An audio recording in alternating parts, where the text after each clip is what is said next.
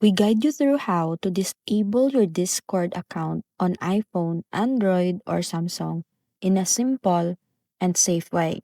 First thing you need to do is to open your Discord on your phone and log into your account.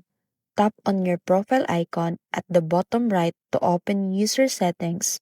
Then, scroll down and tap account. Here, you'll see an option called disable account or delete account. Tap disable account and Discord will ask you to enter your account password to confirm the action.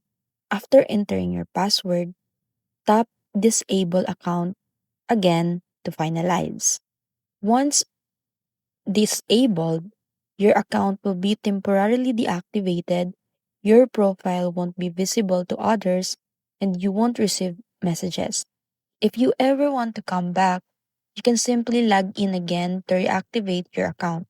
This works the same on iPhone, Android, and Samsung devices.